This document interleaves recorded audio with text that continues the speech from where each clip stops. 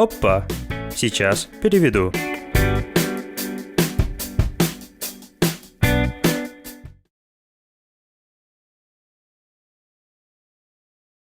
Хей, ребята, с вами Джей. Сегодня с вами я буду делать реакцию на одного из самых запрашиваемых певцов в моей секции комментариев в YouTube. Вы его очень много раз просили, и это Димаш Кудайберген. Надеюсь, я произнес его имя правильно. Заранее извиняюсь, если я ошибся. И я думаю, что он из Казахстана. Я ничего не знаю об этом языке, поэтому Димаш с песней «Грешная страсть». Поехали.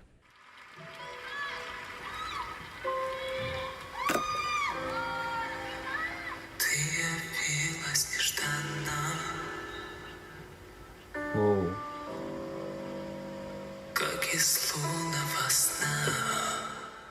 Что? Это запись или что? Он же поет не под фонограмму, да? Просто он звучит так, как будто он поет под фонограмму. Если б знала ты, что мне нужна, только ты одна. Звучит как запись, честное слово.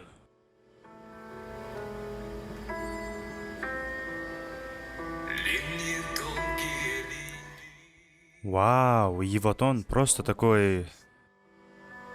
Были ночи без сна. О. Оно такое чистое. Озарила, как весна. Только ты одна. Я вот не понимаю, о чем он поет, текст песни, да? Но я могу чувствовать его эмоции в этой песне.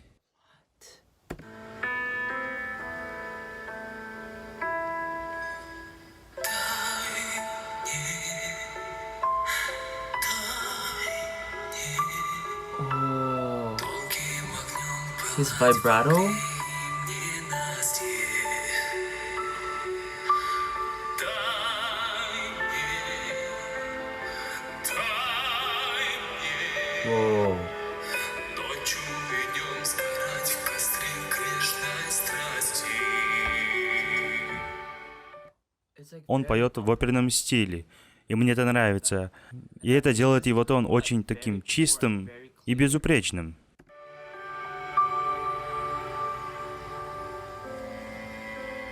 Ночь замкнула ресницы.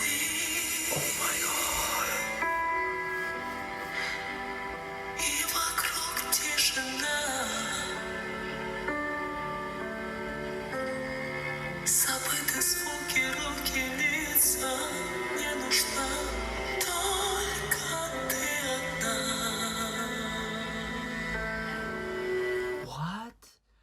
Откуда взялись эти высокие ноты, а? У него так много разных сторон в его голосе. Они сильно отличаются друг от друга. Есть ощущение, что поют разные люди. Да, как будто поют разные люди. Каждую часть.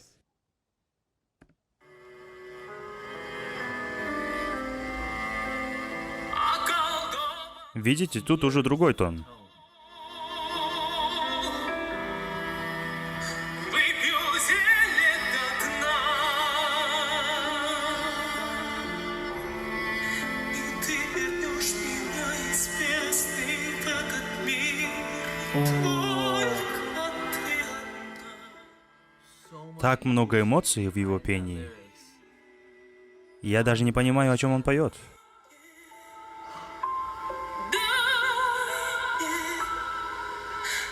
Долгим огнем пылать в огне ненастье.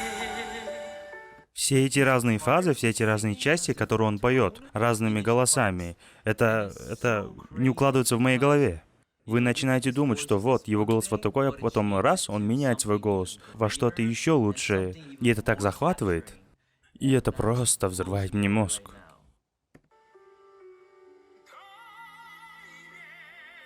Видите, это уже совсем другой голос.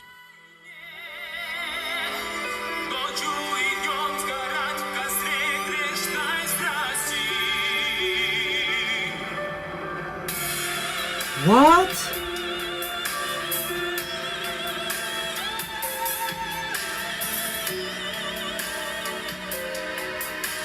Oh my god.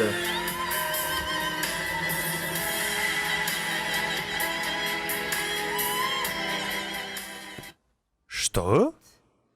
Как много... Сколько у него там октав? Как он поднимается с низких до высоких? Как он поднимается до головного голоса? Звучит как оперный головной регистр? Такое спеть очень сложно для любого парня. А он делает это, как будто это ему нипочем.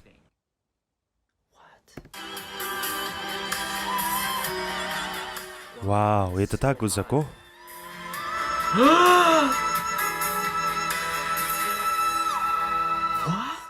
Что это за нота?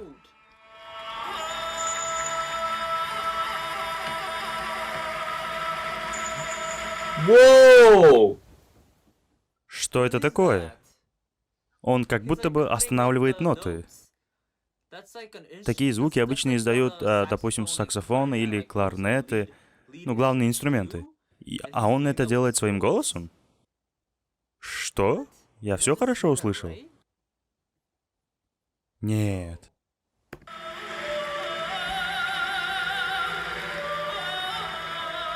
Wow. Такое я раньше никогда не слышал.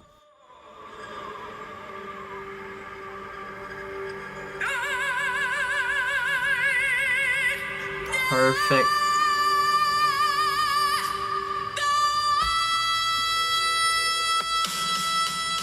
What?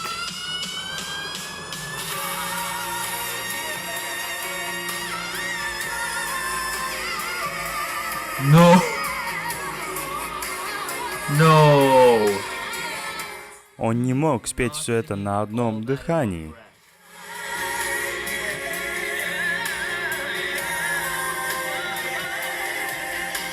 Wow. Это самый хороший пример того, как правильно использовать каждую часть своего голоса и своих красок в голосе. Знаете, у многих людей есть разные краски и тона в голосе. И когда вы умеете контролировать эти самые разные части, можно понять, что вы по-настоящему умеете петь. Знаете, есть люди, которые могут имитировать других певцов. Они умеют делать это, потому что у них есть полный контроль над своими тонами. Они знают, как располагать свой голос правильно. Они умеют создавать правильные звуки. Они умеют создавать звуки в разных частях своих голосов. Понимаете? И он просто знает. Он просто знает, что, где и когда. И единственное, что меня удивляет, так это то, что у него так много тонов в одном его голосе, и он прыгает между ними, как будто это ему нипочем. Потому что это же очень сложно сделать, понимаете?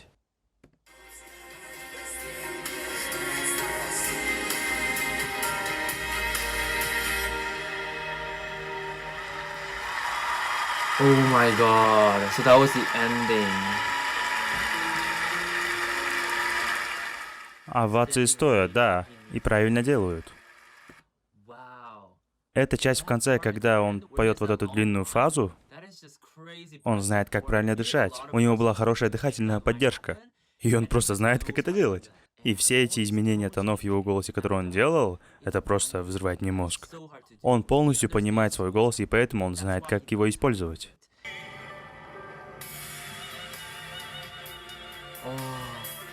Здесь он поет оперным образом.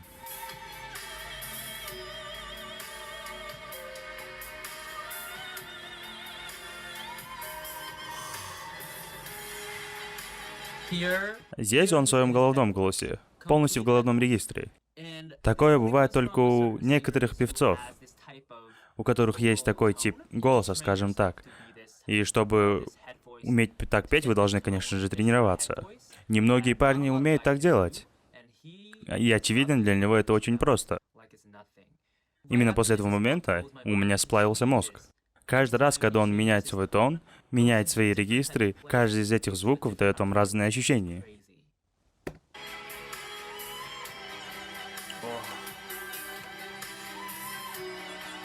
А, его ноты еще высокие.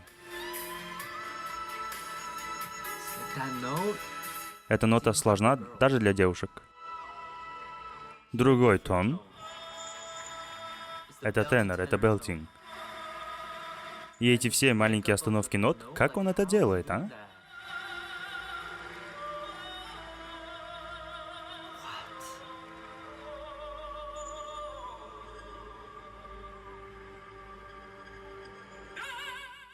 И снова другой тон. This is more of a Здесь его голос находится как бы впереди. И следующую часть он как бы соединил вот тут. like, oh my god.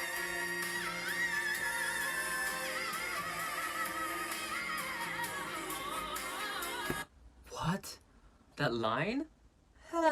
Весь этот риф и ран, который он сделал, спускаясь в высокие ноты, это просто полнейшее безумие, как он это делает.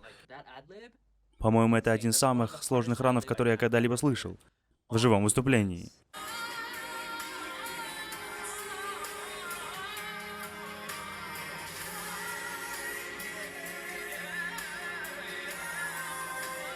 Oh.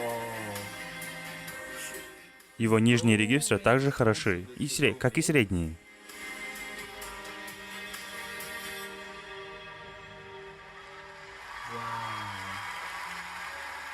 This guy, Dimash. Если честно, такого я, конечно же, не ожидал. И мне взрывает мозг тот факт, что он умеет так делать. И теперь из-за этого у меня поменялся взгляд на этот мир.